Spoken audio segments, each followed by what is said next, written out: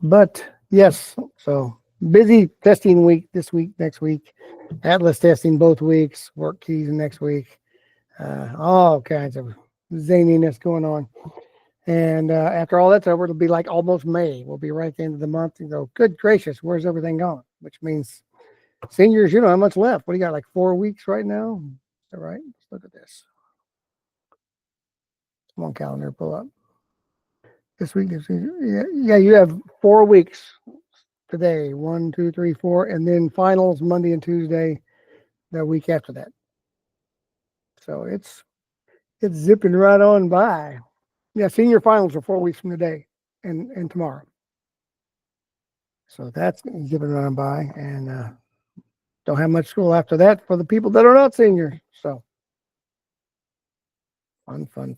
All right, I'm going to pull up our cybersecurity. Let's get through this week's lesson and get ready for all this zany week we're about to have. Cybersecurity essentials. Let's look at our grade screen, see where we're at. Right here, module 6. We're doing our last module. Cybersecurity and workplace safety. And then we'll have leadership, and then talk about resumes and cover letters. And then there's the final exam, but I'll fill in some stuff for non-seniors. But let's look at cybersecurity and workplace. Close module 5. We're done with that.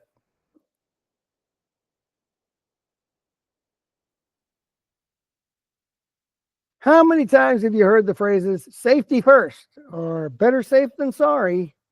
When you're working at an actual job site, these common sayings can take on a whole new meaning. Cybersecurity professionals often work in diverse locations, and jobs can be located pretty much anywhere. I mean, even a zoo needs to maintain cybersecurity. That is why it's important to know and follow personal and job site safety rules and regulations. So these rules and regulations can help you and others be safe at work. Regulations as rules or directives made and maintained by an authority. So let's consider these general personal and job site rules and regulations. Always follow the correct procedures. Procedures being defined as a series of actions conducted in a certain order or manner. Take responsibility and clean up if you make a mess. Clean and organize your workspace. Ensure a clear and easy route to emergency exits and equipment. Be alert and attentive on the job. Always be aware of your work surroundings. Now notice this is not just for like cybersecurity. This is for any job, really. These are general rules and regulations. When in doubt, contact your supervisor or manager for instruction, guidance, or training. Never take risks when it comes to safety.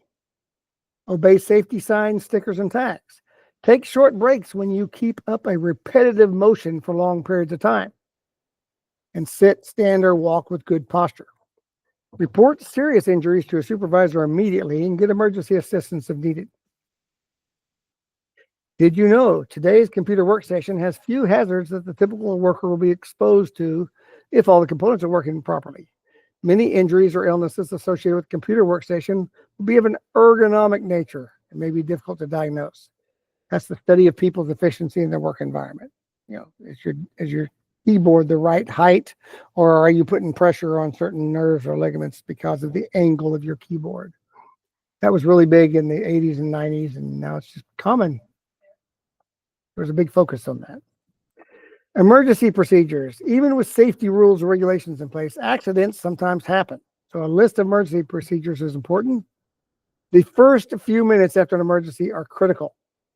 A speedy warning to employees to evacuate if necessary, or take shelter or lock down can save lives. A call for help to public emergency services that provides detailed information helps the dispatcher send the right responders and equipment. Not just calling saying, I need help, I need help, I need help. It's like, well, what kind of help you need? Because there's a difference between you need a fire truck or you need an ambulance or you need a police officer. You may need all of them, but you can't just say, I need help, I need help. An employee trained to administer first aid, like CPR, can be life-saving. Action by employees with knowledge of emergency procedures can help minimize damage to the facility and the environment. Timely evacuation of employees requires a warning system that can be heard throughout the building. Should test your fire alarm system to determine can all employees hear it.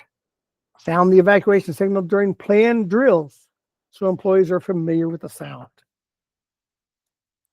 Sheltering, like if a tornado warning is broadcast, a distinct warning signal should be sounded and everyone should move to their designated shelter locations. Shelters may include basements or interior rooms.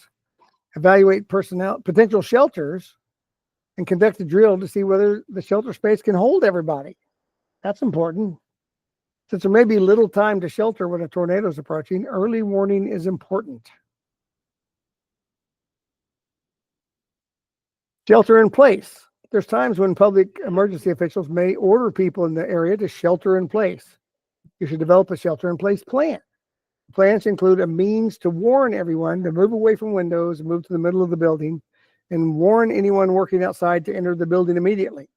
Have everyone remain sheltered until public officials broadcast that it's safe to evacuate the building. And there could be a number of things happen that would require that. Lockdown. An act of violence in the workplace might occur without warning. If loud pops are heard, gunfire is suspected, every employee should know to hide and remain silent. They should seek protection in a room. Close and lock the door. Barricade the door if it can be done quickly.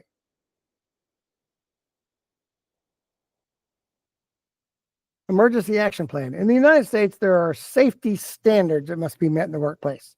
They're set by OSHA. That's the Occupational Safety and Health Administration, part of the U.S. Department of Labor. So an emergency action plan, or EAP, is a written document that's required by specific OSHA standards. An emergency plan begins with an understanding of what can happen. External resources such as the public emergency services and contractors should be included in the plan.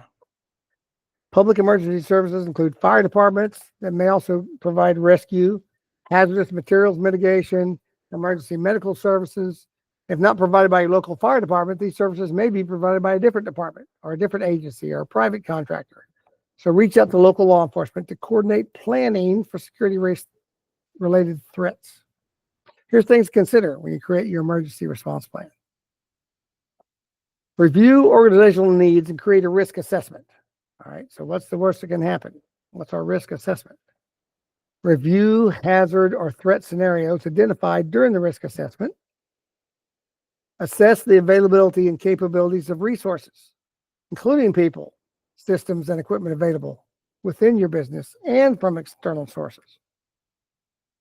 Talk with public emergency services like fire, police, and emergency medical services to determine their response time to your facility, the knowledge of your facility and its hazards, and the capabilities to stabilize an emergency at your facility.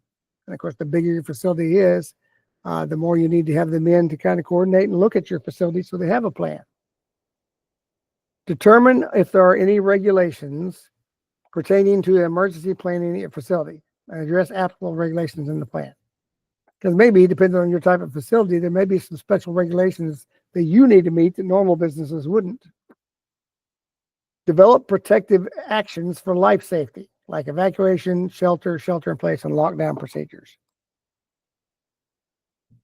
Develop hazard and threat-specific emergency procedures.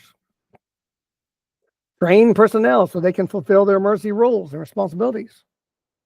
And facilitate exercises to practice your plan.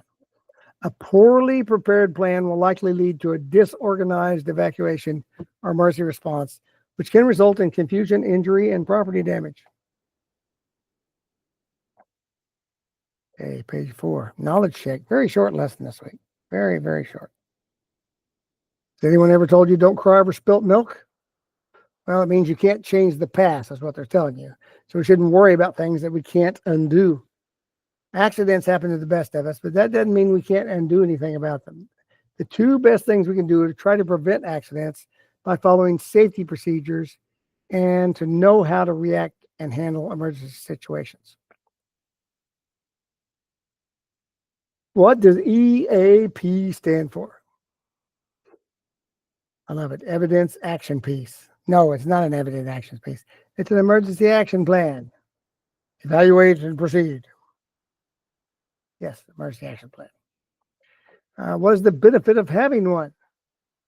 It can limit damage after disaster, it can decrease injuries, it can lessen confusion. Yeah, all of those things, right? If you have an action plan, it can certainly limit things and people won't be as lost and confused.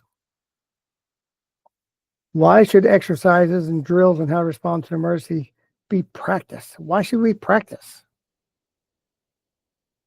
To take turns in chain of command. Okay, now you're in charge and let's do it. No, that's not why you do it. To identify potential problems, to eliminate the possibility of accidents. You're not going to eliminate the possibility. You may reduce the possibility to keep workers guessing. No, to identify a potential problem, practice it and say, oh, wait a minute, everybody's going to go in here because of a tornado, but we don't all fit. We're still people out in the hallway and we were stuffed.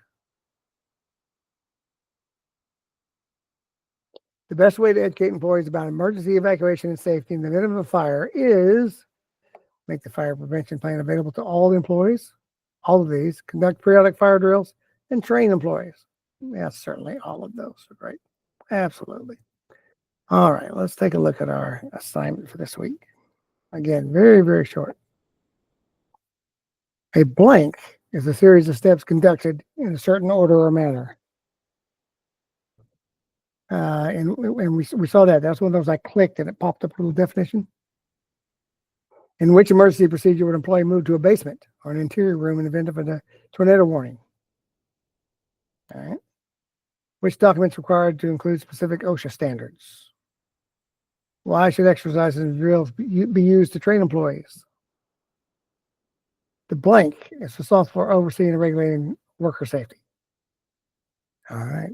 Pretty straightforward this week. It's all about workplace safety, which is important in every field, not just cybersecurity. This is just like here at school, at working at McDonald's, working at a factory. This applies everywhere. So it really didn't have a whole lot to do with cybersecurity as much as it does with just general safety in practice anywhere. So, all right, guys. Wednesday is testing. Friday, we don't have any school because teachers are having meetings. We're having meetings all day. So there's no school on Friday. So nobody's meeting Friday. That's why I have it blank on my wall up there. So, guys, have a great week. We'll see you next Monday. Email me if you need me.